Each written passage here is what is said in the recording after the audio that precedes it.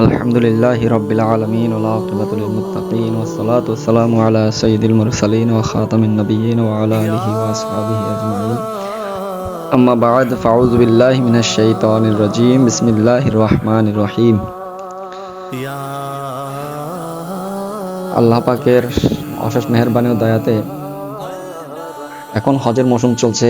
সম্মানিত হাজিগণ, ওনারা হজ পালনে এখন আল্লাহর ঘর বাইতুল্লাহ শরীফের কেউ কেউ হেরেম শরীফে অবস্থান করছেন, কেউ কেউ হেরেম শরীফের আশেপাশে যে সমস্ত স্থানগুলো রয়েছে বা আবাসিক হোটেলগুলো রয়েছে সেগুলোতে অবস্থান করছেন এবং আল্লাহ তাআলার দয়ায় অতি শীঘ্রই হজের কার্যক্রম হয়তো শুরু হয়ে যাবে। তো এই হজের মৌসুমে হজ প্রসঙ্গে কিছু আমার মনের কথা আপনাদের সাথে শেয়ার করার জন্য এই ভয়েসটির মাধ্যমে বা এই আলোচনাগুলো তুলে ধরার চেষ্টা করছি। আমার ক্ষুদ্র জ্ঞান থেকে নিয়ত উদ্দেশ্য শুধু একটাই, যে আল্লাহ তাআলা সন্তুষ্টি হাসিলের উদ্দেশ্যে অপর মুসলমানের কল্যাণ কামনা করা, অপর মুসলমানের কল্যাণ কামনার স্বার্থে যারা কষ্ট করে হজ আদায় করতে গিয়েছেন বা আল্লাহ চাইতো আগামী বছর থেকে, এই বছরে যারা যেতে পারে না আগামী বছর থেকে যাওয়ার নিয়ত করেছেন বা পরবর্তীতে অনেকের সৌভাগ্য হতে পারে। তাই এই আলোচনার মাধ্যমে যেটা জানাতে চাই, যেটা শেয়ার করতে চাই আমার মানব কল্যাণে উম্মতে মুহাম্মাদির খেদমতে, সেটি হলো যে আমরা হজ যেই রোকন, যেই হজটা পালন করা হয় সেটা মূলত আল্লাহ পাকের একটি আদেশ যে একজন মুসলিম যদি হজ করার সামর্থ্য রাখে, হজ করার সামর্থ্য তার অর্জিত হয়, তখন তাকে অবশ্যই হজ, এটা জীবনে একবার ফরজ। তো এই হজ আদায়ের জন্য অনেকেই বিভিন্নভাবে অর্থ সংগ্রহ করে জমা করেন এবং এই অর্থগুলো সংগ্রহ করার বিষয়ে যেটা সংক্ষেপে বলতে চাই সেটা হচ্ছে যে হজটা করার জন্য চাচ্ছি আল্লাহ তাআলার হুকুম আদেশ মান্য করার জন্য। তো আল্লাহ তাআলা হুকুমটি, আল্লাহ তাআলার আদেশটি যেভাবে মান্য করলে আমার এই হজটি আল্লাহ তাআলার দরবারে কবুল হবে, সেই বিষয়গুলো কি আমাদের জানা আছে কিনা? যদি জানা না থাকে তাহলে জেনে নিব, আর যাদের জানা রয়েছেন তাদেরকে স্মরণ করিয়ে দেব ইনশাআল্লাহ তাআলা। চেষ্টা করব যতটুকু ক্ষুদ্র জ্ঞান রয়েছে, অদম গুনাহগার।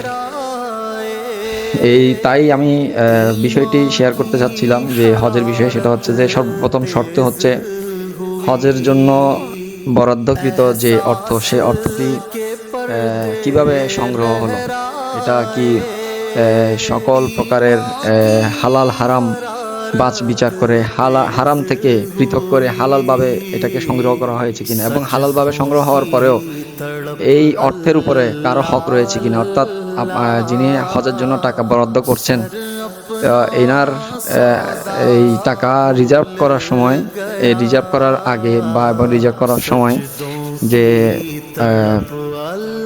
আশেপাশে যারা ওনার চোখের সামনে, ওনার জানা মতে যে সম্মানিত হাজী সাহেব প্রস্তুতি গ্রহণ করছেন, ওনার পরিবারের মধ্যে, ওনার আত্মীয় স্বজন প্রতিবেশীর মধ্যে, ওনার বন্ধু মহলের মধ্যে এবং মুসলিম উম্মার মধ্যে এমন কারো কোনো প্রয়োজন ছিল কিনা ওনার এই অর্থ থেকে কোনো বড় কোনো উপকার, যেমন অনেকে মুমূর্ষু অবস্থায় রয়েছেন, চিকিৎসার অভাবে কষ্ট পাচ্ছেন, ছটফট করছেন টাকার অভাবে। তো উনি তো আসলে হজ করছেন আল্লাহকে খুশি করার জন্য, নিজের হজকে কবুল করার জন্য। তো প্রতি বছরেই তো এরকম অনেকেই হজ পালন করতে যায়। তো এরকম হজ পালন করতে গিয়ে অনেক কষ্ট করে হজ পালন করে আসেন, অর্থ ব্যয় করে আসেন, কিন্তু আজ পর্যন্ত কোনো একজন হাজি এটা তো নিশ্চয়তা দিতে পারবে না বা পারেননি কখনো যে আমার হজটি কবুল হয়েছে কিনা। তো যেহেতু এটার নিশ্চয়তা একমাত্র আল্লাহ পাকের সন্তুষ্টির উপরে নির্ভর করে এবং আল্লাহ রাব্বুল আলামিনের কুদরতি হাতেই রয়েছে। তো এমন কিছু কাজ রয়েছে যেগুলো কবুল হওয়ার বিষয়ে অন্তত বলতে না পারলেও মনে একটা প্রশান্তি কাজ করে যে আমি আল্লাহ পাকের সন্তুষ্টির জন্য এমন একটা কাজ করার সৌভাগ্য লাভ করেছি, আল্লাহ তৌফিক দিয়েছেন, যেটার কারণে অন্তত আর কিছু হোক না হোক, আমার ইবাদত কবুল হোক না হোক, কিন্তু আল্লাহ তাআলার সৃষ্টিকুলের উপকার হয়েছে। যেমন একজন হাজী সাহেবকে জিজ্ঞাসাবাদ করা হলো হজ করে আসার পরে যে, হাজী সাহেব সম্মানিত আলহাজ আপনি কেমন আছেন বা আপনার কি পরিস্থিতি, তখন তিনি যে একটু অন্য অন্য স্টাইলে, অন্য আন্দাজে উনি জবাবটা এভাবে দিলেন যে, আমাকে তো আপনি হাজি বলে দিলেন, আমাকে তো আলহাজ বলে দিলেন, আর এই আলহাজ, এই হাজি আমার নামের সাথে, আমার সাথে এটা যেটা প্রয়োগ হয়েছে সেটা যদি আল্লাহ তাআলার দরবারে কবুল হতো, আল্লাহ তাআলার দরবারে যদি আমার হজ কবুল হতো, তাহলে আমি বেশি খুশি হতাম। কিন্তু এখন পর্যন্ত আপনার এই সম্বোধনে আমি পরিপূর্ণ সন্তুষ্ট হতে পারছি না। এই কারণে যে আমার এই যে অর্থগুলো, এই অর্থগুলো পরিপূর্ণ হালাল পন্থায় সবার হক ঠিক রেখে আমার আশেপাশের মানুষদের সমস্যা দূর করে এবং আমার পরিবার পরিজন আত্মীয় স্বজনদের যে পাওনাদি আমার কাছে রয়েছে, তাদের হক রয়েছে, অনেকে রোজগারহীনতায় রয়েছে, হয়তোবা আমার এই অর্থ থেকে চাইলে তাদেরকে কিছু সহযোগিতা করলে তারা তাদের রোজগারহীনতা দূর হতো, তারা অবমুক্ত হয়ে আল্লাহ তাআলার ইবাদতে মনোনিবেশ করতে পারতো, তাদের পরিবার পরিজন এবং বংশ দিয়ে যারা আসবে তারা সবাই এখানের ভিতরে কেউ হয়তো আল্লাহর নেককার বান্দা হতে পারতো। এইভাবে অনেকে মুমূর্ষুর অবস্থায় রয়েছেন, বিছনায় ছটফট করতেছেন, টাকা পয়সার অভাবে সুচিকিৎসা পাচ্ছেন না, বা এমনও হতে যাচ্ছে যে টাকার অভাবে, চিকিৎসার অভাবে মারা যাচ্ছে। তো এরকম আমার চোখের সামনে আমার জানা ছিল, কিন্তু আমি তাকে হেল্প করিনি, আমি হজের জন্য টাকাটা বরাদ্দ রাখলাম। তারপরে অনেকে মেয়ে বিয়ে দিতে পারতেছে না টাকার অভাবে, ঠিক আছে, তাহলে আমার এই হজের টাকা থেকে কিছু টাকা যদি আমি একজন মানুষের তার মেয়েকে বিবাহ দেওয়ার জন্য সহযোগিতা করতাম, তো এই কাজগুলো তো অবশ্যই মনের থেকে বলা যায় যে এগুলো আল্লাহ তাআলার দরবারে কবুল, এবং এটা মনের মধ্যে একটা প্রশান্তি কাজ করে, আত্মার একটা প্রশান্তি কাজ করে, এটা বোঝা যায়। তো এই জিনিসগুলোকে যারা ঠিক রেখে এগুলা পালন করে, এগুলোকে প্রতি সারা বছর গুরুত্ব দিয়ে যারা হজের জন্য প্রস্তুতি গ্রহণ করে এবং হজের টাকা সঞ্চয় করে হজ করতে যায়, আমি মনে করি যে হজের আগে যে আমলগুলো তিনি করেছেন, যে কাজগুলো তিনি করেছেন, তেনার হজ কবুল হোক বা না হোক, কিন্তু উনি যে কাজগুলো করেছেন এগুলা হজের, একজন আসলে হজকে, হজের রুকনকে অস্বীকার করার কোনো সুযোগ নেই, যেহেতু এটা একটা ইমানের বিষয়, ইসলামের একটা স্তম্ভ, এটাকে অবশ্যই আমাদের মনে রাখতে হবে। কিন্তু এই যে কিছু কাজ রয়েছে, যে কাজগুলো আমাদেরকে এই হজের যে প্রাপ্তি, হাজি হওয়া, আল্লাহ আসলে তো হজ করার উদ্দেশ্যই তো আল্লাহর কাছে মকবুল হওয়া, আল্লাহর কাছে নিজেকে কবুল করানো, আল্লাহ নিজের ইবাদত বন্দেগী, নিজের সব কিছু আল্লাহর দরবারে কবুল করানো এবং আল্লাহকে খুশি করানো। তো আল্লাহর খুশিটা যদি বান্দার খেদমতের মাধ্যমে হয়, দুনিয়ার খেদমতের ভিতরে যদি কবুল হওয়ার নিশ্চয়তা বেশি থাকে, তাহলে সেটার প্রতি মনোনিবেশ করাটাই হচ্ছে আসলে বুদ্ধিমানের পরিচয়। যারা আর্থিকভাবে সামর্থ্যবান রয়েছেন, এবং কি এমনও অনেক রয়েছেন যে এক জীবনে একবার হজ করা ফরজ, তিনি একবার হজ করেছেন কিন্তু প্রতি বছরে বছরে তিনি হজ করতে যাচ্ছেন, তিনি চাইলে কিন্তু প্রতি বছরে বছর হজ না করে এভাবে তিনি মানুষের মানব কল্যাণে এভাবে সহযোগিতা করতে পারেন। কাউকে 5,000, 2,000, 500, 10,000 এভাবে না দিয়ে এমনভাবে সহযোগিতা করা যাতে করে ওই ব্যক্তিটার কারো কাছে, আমার মুসলমান ভাই, আমার মুসলমান বোন যাতে কারো কাছে আর মাথা নত করতে না হয়, কারো কাছে হাত পাততে না হয়, কারো কাছে যেন ছোট হতে না হয়, বরং সেও যেন, তার কাছ থেকেও যেন আমি শর্ত নিয়ে নিই, আমি যে তোমাকে সহযোগিতা করছি এই দাবিতে যে তুমি স্বাবলম্বী হলে তুমি অবশ্যই অপর মুসলমানদের, ভালো মনের মুসলমানদেরকে তুমি সহযোগিতা করবে, তাদের বিবাহের সহযোগিতা লাগলে বিবাহে, তাদের কর্মের সহযোগিতা লাগলে কর্মসংস্থান, তাদের অসুস্থ অসুখ বিসুখের প্রয়োজনে সহযোগিতা করা লাগলে তার অসুখ বিসুখের সহযোগিতা করবে। পাশাপাশি যাদের মাথা গোঁজার ঠাঁই নেই, যাদের পায়ের তলা মাটি নেই, মাথার উপরে ছাদ নেই, তাদের একটা স্থায়ী একটা ব্যবস্থা করে দেওয়া, যাতে করে তাদের বংশধর কিয়ামত পর্যন্ত যারা আসবে তারা যেন আল্লাহর সন্তুষ্টি নিয়ে যদি কোনো কিছু করে থাকে এগুলো আমাদের জন্য সাদগায়ে জারিয়া হয়, এমন চিন্তা চেতনা রেখে যারা কাজ করেন, আশা করি তারা হলেন বুদ্ধিমান, এবং তারা বুদ্ধিমান ধনী, বুদ্ধিমান সামর্থ্যবান, যেটা করলে তার জন্য কল্যাণ হবে, তার দুনিয়া শান্তি মিলবে এবং আখেরাতে মুক্তির রাস্তা তৈরি হবে। সেই চিন্তা চেতনা নিয়ে যেই সমস্ত সামর্থ্যবান ব্যক্তিরা নিজের অর্থকে যথাযথভাবে ব্যবহার করতে জানেন, আসলেই তারা হচ্ছেন দুনিয়াতেও সফল, এবং আল্লাহ চাইতো আখেরাতেও তারা সফলতা লাভের, সৌভাগ্য হাসিলের নিশ্চয়তা পাওয়ার আশা রাখি।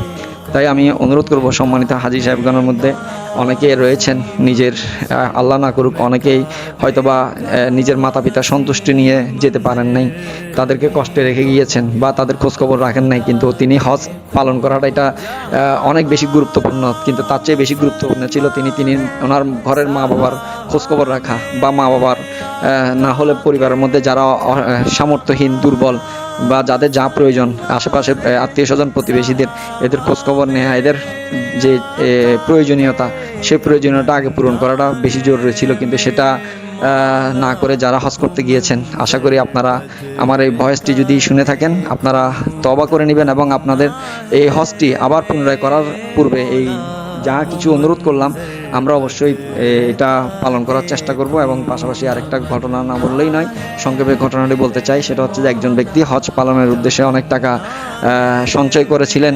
তো প্রতি বছরই হজের সময় আসলে ওনার যে কোনো একটি ঝামেলা জড়িয়ে যান এবং ওই ঝামেলায় ওনার ওই হজের বরাদ্দকৃত টাকা থেকে ব্যয় করে ফেলতে হয়। তো ব্যয় করার কারণে আর হজের যাওয়ার জন্য আর সুযোগ হয় না।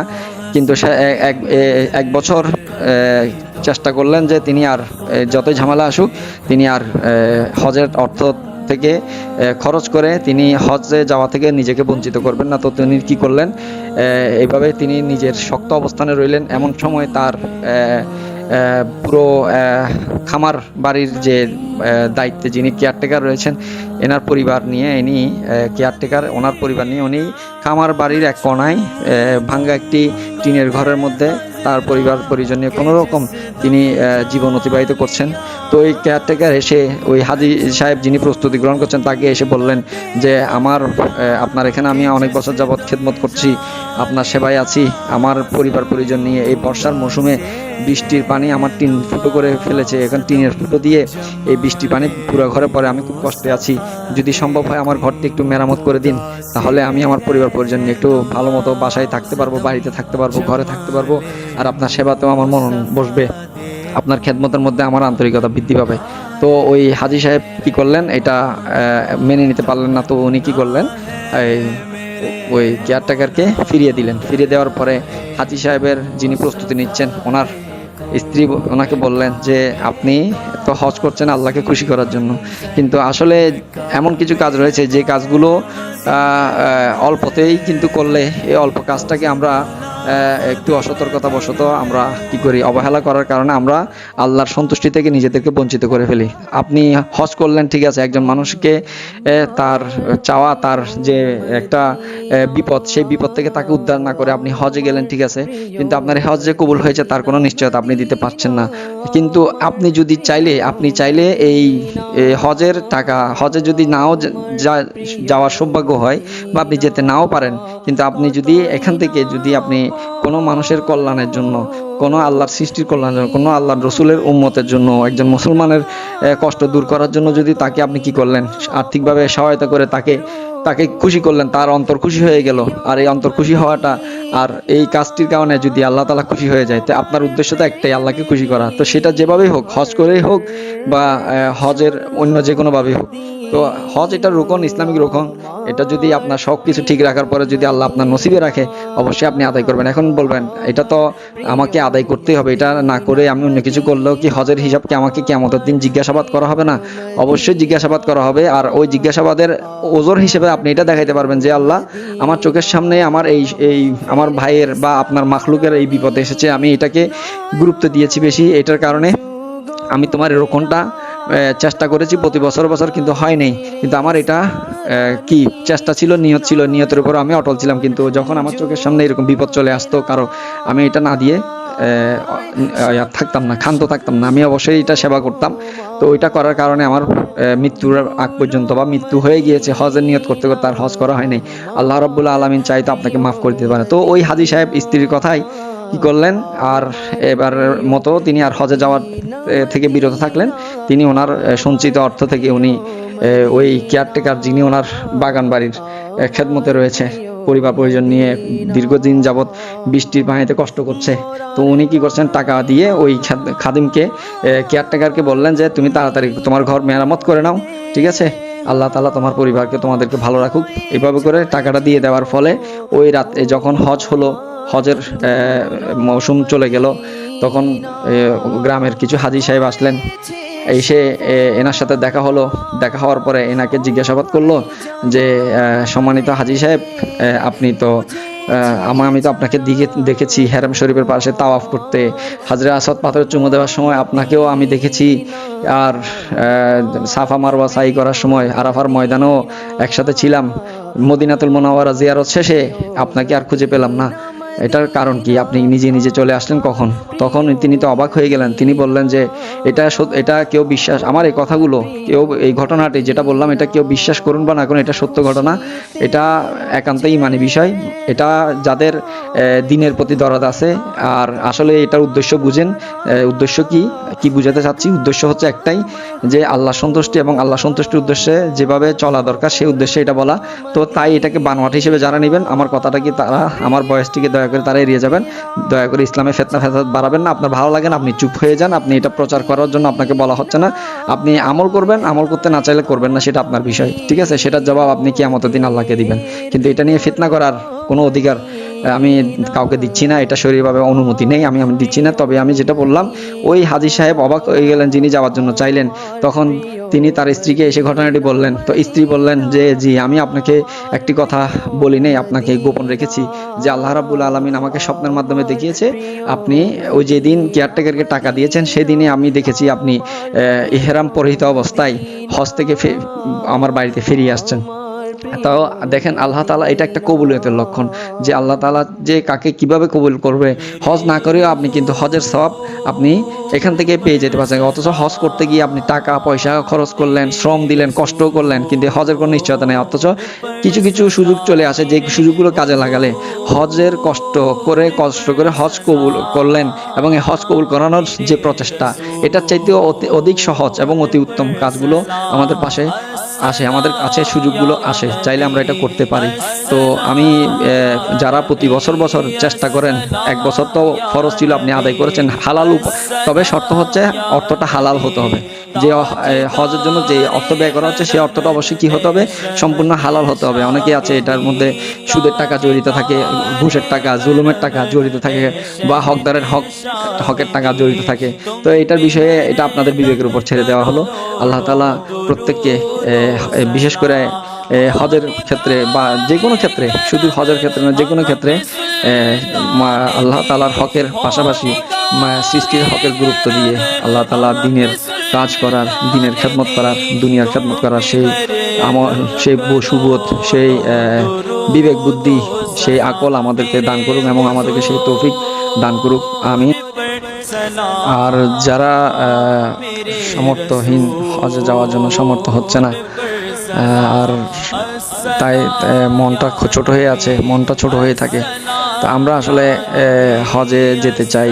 একটু আশা থাকে যে আল্লাহর ঘর দেখা, নবী পাক সাল্লাল্লাহু আলাইহি ওয়াসাল্লামের রওজায়ে আকদাস দেখা, আরাফার ময়দান দেখা, জমজমের পানি পান করা, হাজরে আসাদ পাথরের চুমু খাওয়া, এটা একটা আশা সবারই থাকে। কিন্তু আসলে যে বিষয়টার জন্য সবার বেশি প্রয়োজন যেটা জানার, সেটা হচ্ছে এত কিছুর ভিতরে আল্লাহ তাআলার সন্তুষ্টিটাই হচ্ছে প্রধান। তাই হজ তো করা হয়, সফর তো করা হলো, ঠিক আছে, কিন্তু কবুলিয়তের বিষয়ে নিশ্চয়তা কি?